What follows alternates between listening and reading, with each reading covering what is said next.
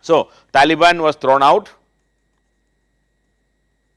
Taliban was out, and now once the Taliban was out, now we wanted, or rather what we wanted was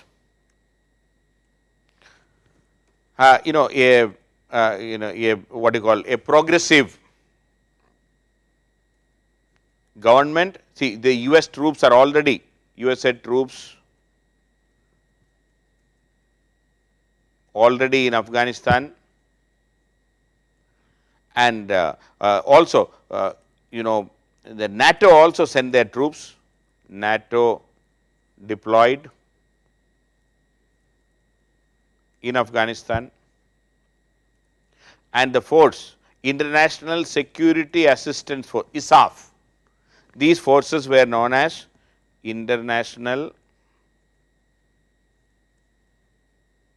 Security Assistance Force. The US and the NATO troops were known as ISAF, International Security Assistance Force in Afghanistan. And the US funded all these things. So, naturally the US was in the command, and the US wanted to establish a government. Now they realize that whichever government will come, a meeting, a global summit was held in Germany at that time, and they wanted to establish a government, a unity government. And even though in the Northern Alliance there was no Pashtun, because Pashtuns have not participated in the Northern Alliance, mainly the Tajiks. And one more point I would like to remind you. See, September 11th September 2001, the Osama bin Laden WTC attack. But on 9th September 2001, 2 days before the attack, another tragedy took place. The tragedy was that the Taliban managed to send a couple of suicide bombers to Northern Alliance, and they managed to, they pretended as if they are journalists. Two suicide bombers of Taliban pretended as if they are journalists, and they went for an interview with Ahmad Shah Massoud.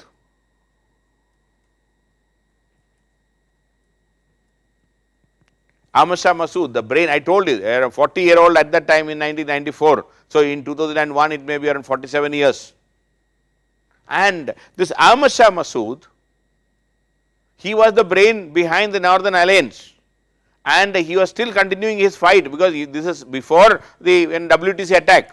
So, the Taliban wanted to eliminate Ahmad Shah Massoud, they sent the suicide bombers, and on 9th September 2001, these suicide bombers managed to explode themselves, and Ahmad Shah Massoud was killed on 9th September 2001, just 2 days before September. Had September 11, had 2 more days been there, had September 11 took place already, then this kind of drama would not have happened, because Taliban would have been under tremendous pressure.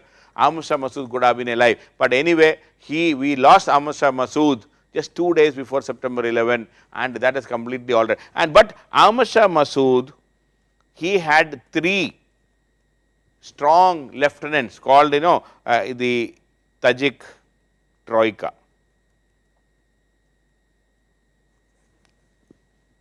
His lieutenants, 3 strong lieutenants, one Dr. Abdullah,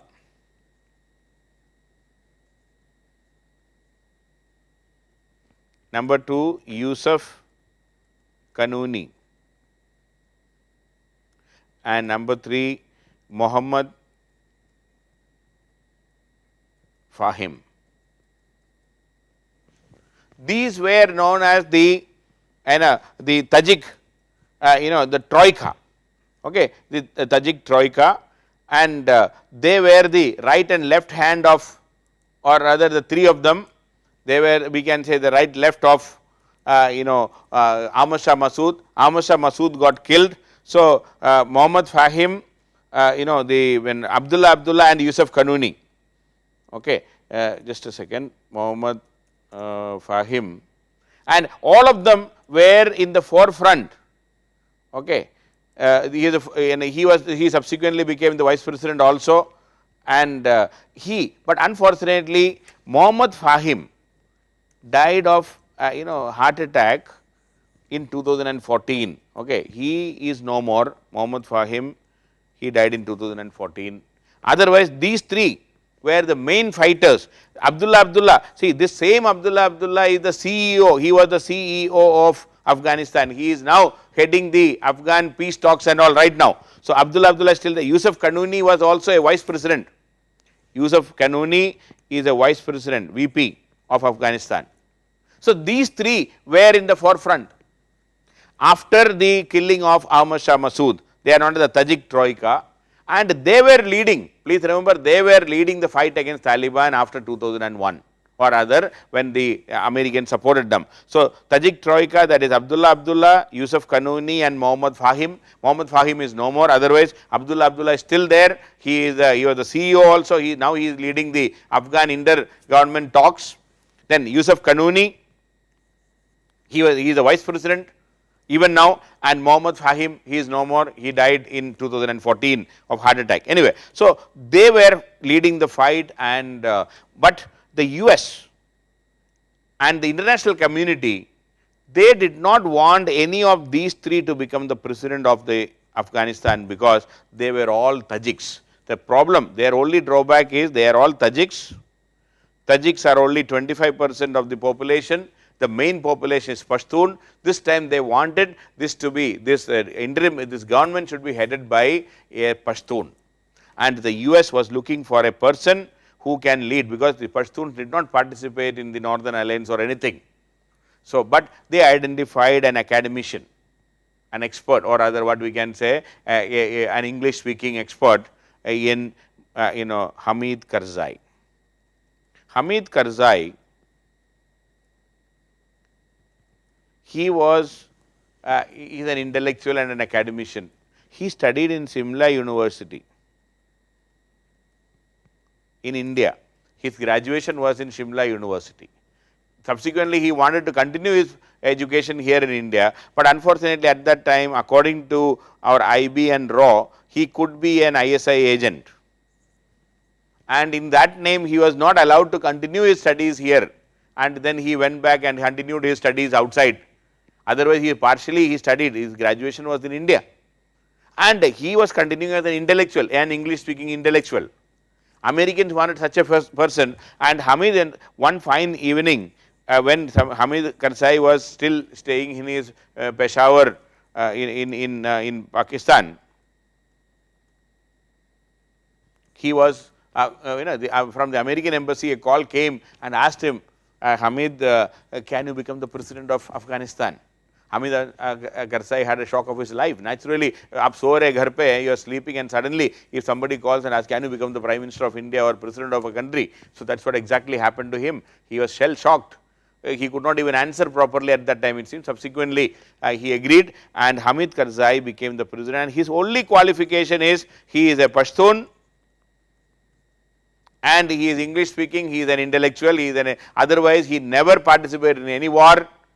He was not he was not part of any Mujahidins or Taliban or anything, and he was called and he became the president in 2001 or rather 2002 as an interim president. Then in 2004 elections took place, a constitution was created in Afghanistan with an executive presidency. So, he won the election, not much opposition was there. In 2009 again he contested the election, and this time he was opposed by Abdullah,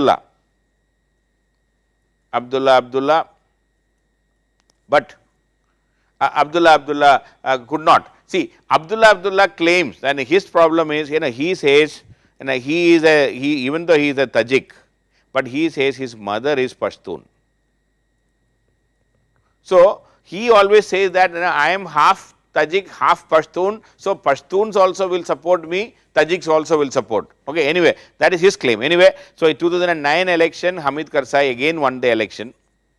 Abdullah put a stiff fight, but ultimately the US initially the election results were not agreed by Abdullah did not agree on the election results. He contested the election, he questioned the election result. The US had a talks with Abdullah, USA conducted a series of rounds of talks with Abdullah, and after the end of the talks, a couple of months long talks took place, and Abdullah suddenly conceded and agreed that okay, he did not win. But what was the compromise formula? Nobody knows. Whatever it is, Hamid Karzai was declared as the winner. Abdullah quietly said that okay, Hamid Karzai won, and he agreed to he did not contest it further, and he agreed to step down rather, and he said that Hamid Karzai won the election and Hamid Karzai got a second term.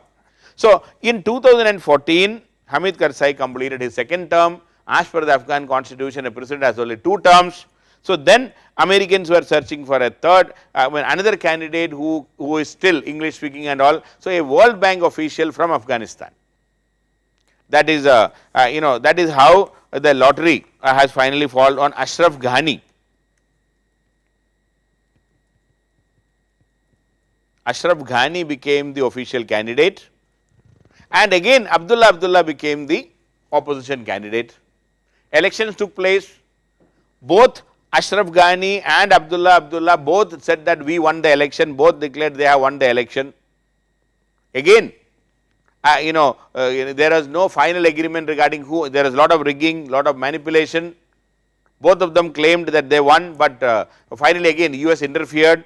Negotiations with Abdullah continued for a couple of months. Finally, Abdullah agreed that yes, Ashraf Ghani won the election. So, second time Abdullah said that theek hai, aapne jeet liya, you won the election. But this time Abdullah insisted that he needs something in return and he will share power, and Americans created a post for him called the CEO of Afghanistan. Not the Prime Minister, not the Vice President. He was declared as the CEO, Chief Executive Officer of Afghanistan. So, there is no such post in the constitution of Afghanistan, but still it was done, and Ashraf Ghani became the president in 2014.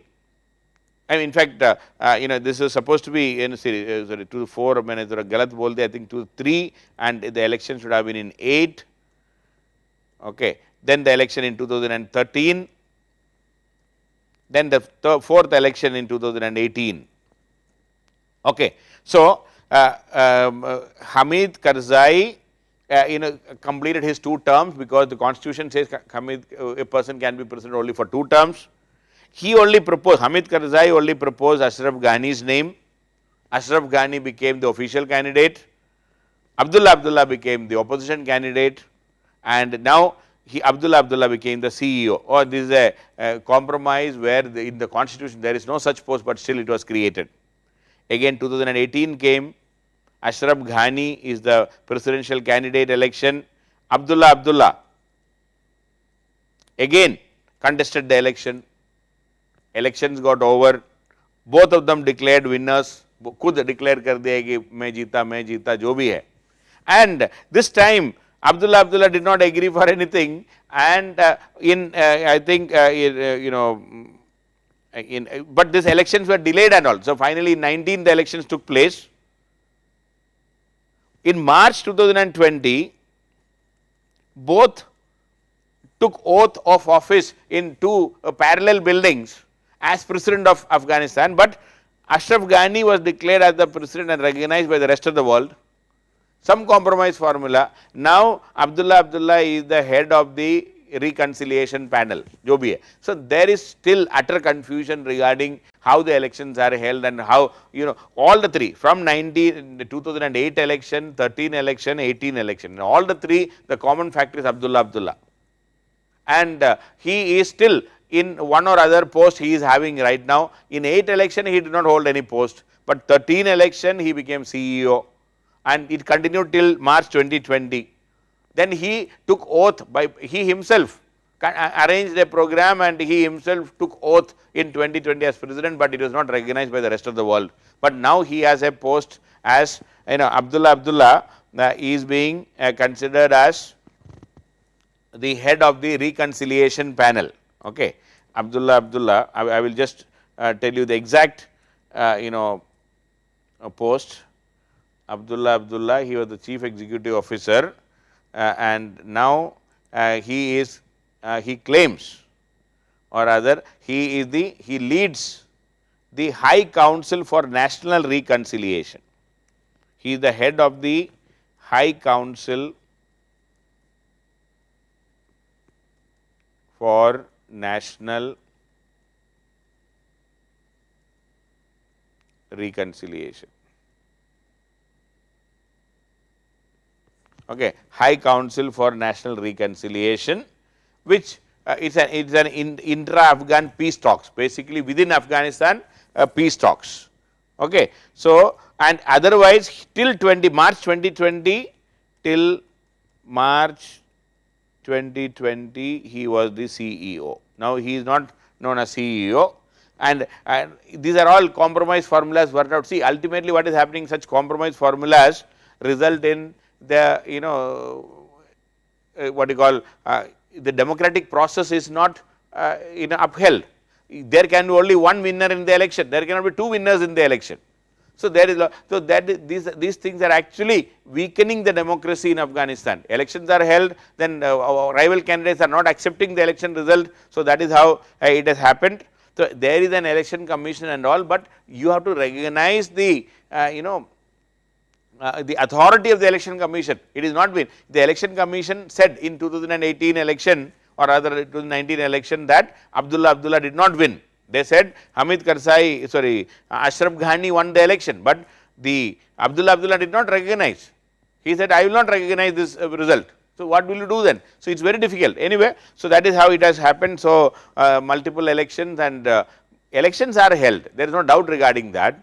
But the problem is the legitimacy of the election and the leaders are not willing to accept the whole thing. Meantime, now one more point between, so this 2001 to 2020 is, even though Taliban was defeated and thrown out and the leaders escaped to Pakistan, there was a resurgence of Taliban. Resurgence of Taliban in Afghanistan, that has happened subsequently during this phase. Now, if you look at Taliban, according to in the international experts and independent experts, the Afghan army, they control the government forces, we can say, they control less than 60%. Less than 60% of Afghanistan. The official Afghan army or government forces,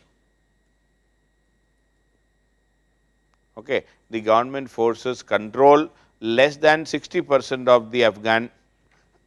See, the constitution of Afghanistan was created before 2004 with the help of US at that time, and there was a what you call the House of Elders, okay, House of Elders, or the House of the Tribal Chiefs, which is called Loya Jirga. Loya Jirga is the name of the Assembly of Elders or Assembly of the Tribal Chiefs. Okay, it is the Assembly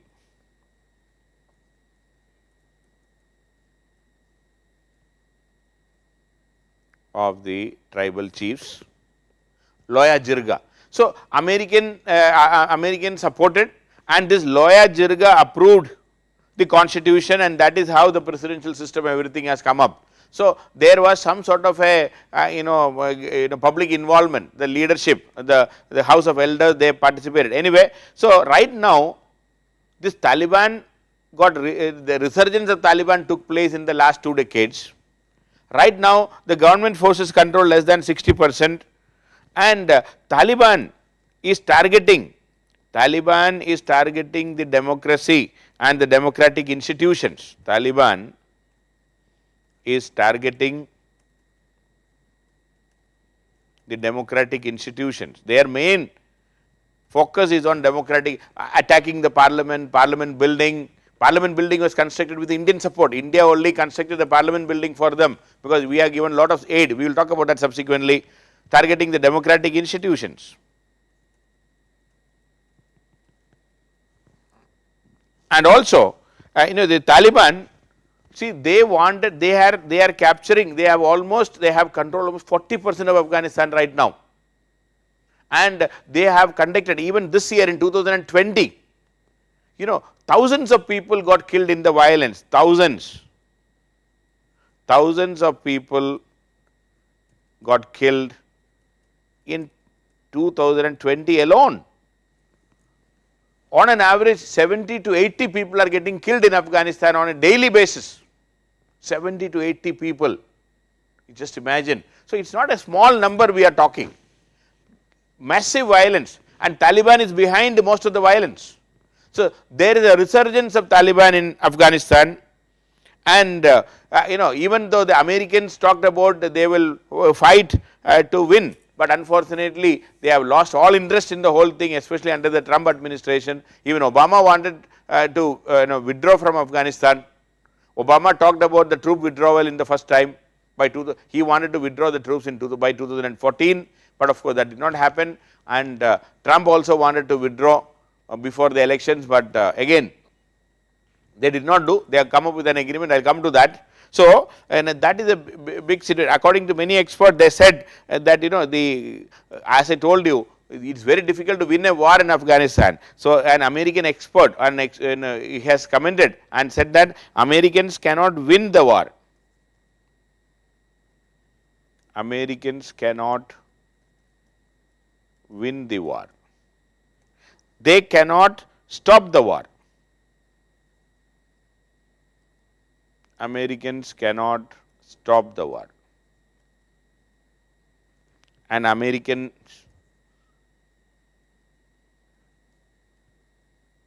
cannot leave the war. Okay. So, this is a very famous statement. Americans cannot win the war, Americans cannot stop the war, and Americans cannot leave the war. You can imagine. So, they can neither live, they cannot swallow it, they cannot spit it. That kind of a situation has been created. Anyway, so this resurgence of Taliban, now the reasons for resurgence,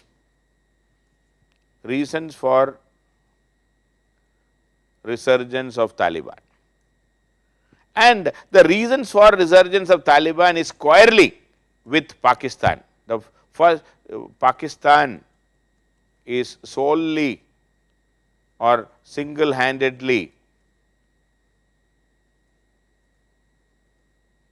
responsible. Okay. Resurgence, अरे अंग्रेजी English word है resurgence, आप dictionary देखो, insurgence is different. यार come on यार, तुम कौन सा स्कूल से पढ़ के आया यार. ओके, नाम नहीं बोल रहा हूँ तो वो शर्म आएगा, मैं बोलूँगा नहीं. Okay, so the resurgence is different, insurgence is different. Okay, resurgence, re-emerging. Okay, so Pakistan is single-handedly responsible for the resurgence, because Pakistan always wanted Taliban to be alive. Pakistan did not want Taliban to be destroyed, because Pakistan created Taliban. They always wanted Pakistan, the Taliban as a safety valve. Okay, they always wanted, Pakistan always wanted Taliban as a backup force for Pakistan in Afghanistan. They knew, all of us knew that, you know, when the US entered Afghanistan in 2001, today or tomorrow the US will withdraw. At that time, Pakistan wanted Taliban to be used at that time once the US withdraws. So, they always kept Taliban kicking and alive. Pakistan never wanted the Taliban to be destroyed. Pakistan always wanted Taliban to be alive. They did not want them to be destroyed, and Pakistan is single-handedly responsible, because they always wanted Taliban as a backup. They wanted Taliban to be used once the US troops withdraw. They always wanted, Pakistan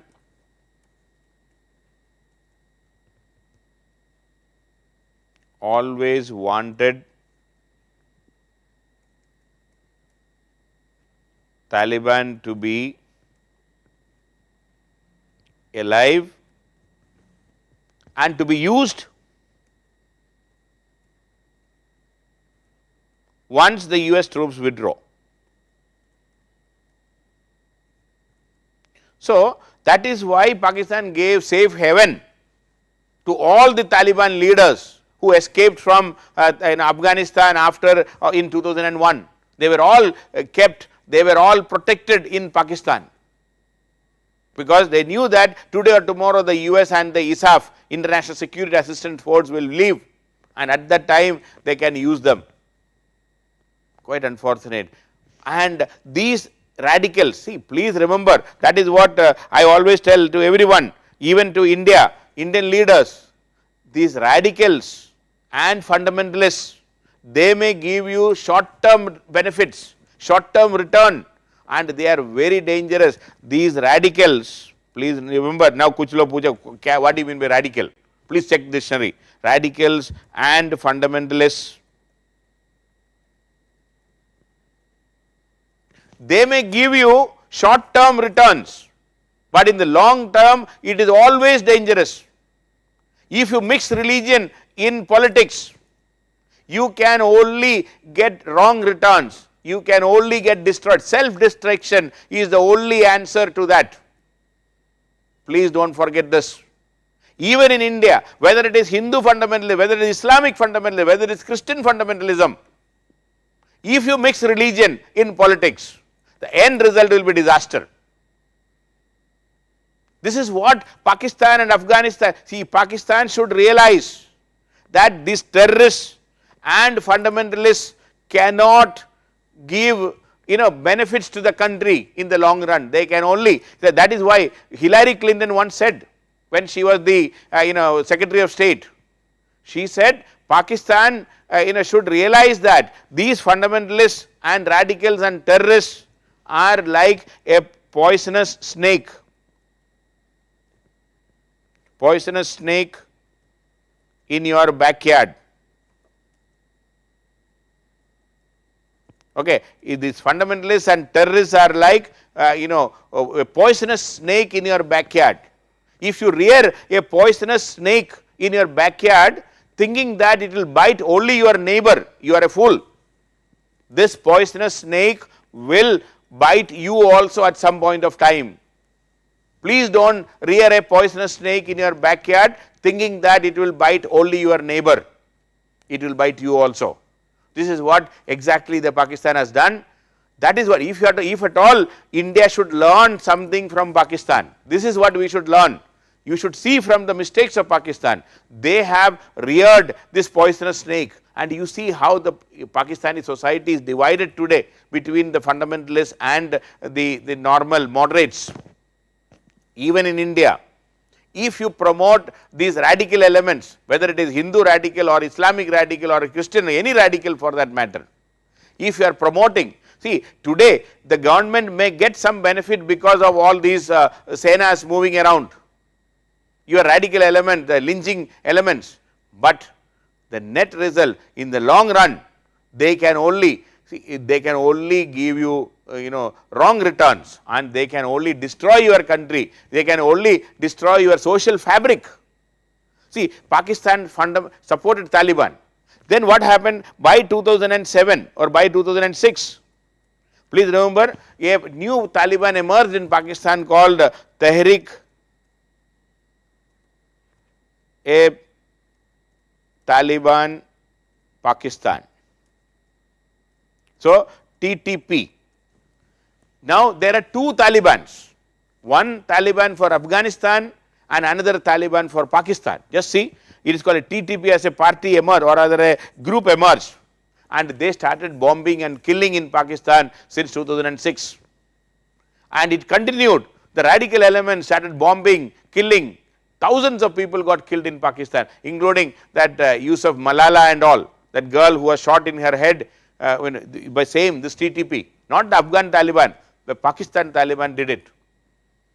And the attacks in schools and the minorities were attacked, thousands of people got killed in Afghanistan. Why? Because they promoted these fundamentalists and terrorists. So, Pakistan is responsible for the resurgence of Taliban. And then there are some other issues, like even the International Security Force, Security Assistance Force, the US troops and NATO troops, they were not battle ready.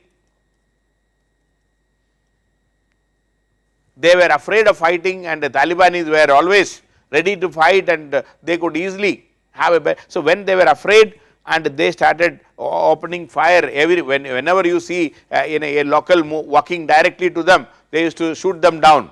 So, the locals got frustrated because of too many killings, too many attacks. So, international security force not ready to not battle ready, another reason. Another reason was that these the western forces, they did not respect the local sentiments, the local culture. See, for example, in our culture, we will not normally we do not wear a shoe, we will not wear a shoe in our temple or mosque or a church and all. But these western troops, when they came, they go for raid and all, even in the mosque without removing their shoes and all. So, it was seen as a destruction of their culture and insult on the local culture. So, did not respect the local culture. And also another thing, what the locals got angry with the western troops, especially the US troops and all, they wanted to stop the cultivation of poppy cultivation. Poppy ultimately leads to the drug making. Okay. So, the Afghanistan's main occupation or main agriculture is poppy cultivation, whereas the Americans did not want this poppy cultivation to be there, they want to stop. So, the Afghan ordinary citizens, their source of income, even though it was an illegal drug trafficking after cultivating poppy and opium, from poppy, opium, and from opium some of the refined drugs were manufactured and it used to reach US. That is why the US wanted to stop the poppy cultivation, but that stopped the income source for the locals, which was a problem for the locals. So, anyway, so all these things and the Taliban, so there some sort of a disillusionment with the the American troops and the and the NATO troops in Afghanistan. All these things supported Taliban, and the once defeated Taliban or once and off balance Taliban, the off balance Taliban managed to spring back, they managed to resurge, they managed to come back because of this disillusionment of the local people, because and mainly because of Pakistani support, thinking that this Taliban will be useful someday in future, and also because of the the lack of professionalism of the NATO force, because NATO forces never fought a war in their life. NATO was created after Second World War in 1948-49. NATO was created in 49. Since then, NATO forces never participated in any war. So, they are not ready with the war also. So, they unnecessarily went and killed people, they did not respect the local sentiment, and also they tried to stop the poppy cultivation. So, local economy got disturbed. So, Taliban managed to come back to life, and they are occupying almost 40%. They are responsible for killing thousands of people are killed every year, thousands. Recently, that is what I said, on an average 70 to 80 people are getting killed every day in Afghanistan, you see. So, this Taliban has come back, even though there is an official West backed, America backed government under Ashraf Ghani right now. Hamid Karzai 2 terms over, and Ashraf Ghani's second term is going on, but Abdullah, he is still there in between, nobody knows what is his role, but he is managing.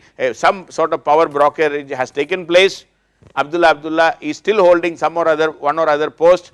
So, there is no full control by Ashraf Ghani.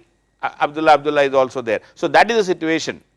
That is the situation. The UN and all has very limited role to play. UN is after all controlled by the US, or the you know it very well, the UN is controlled by the Security Council members, the permanent members like US, UK, France, all of them have veto power, Russia and China, of course, the other 2 fellows. So, UN is an institution with no work right now. They lost all significance because Americans and others have decided to destroy its significance and utility. I will be talking about UN in some other discussion, not now, but UN has no major role to play right now. So, that is how the Afghan situation is standing. Now, how the Taliban managed to come back, I already said, and how much the Taliban is holding and controlling, I said that also. Now, coming to another discussion.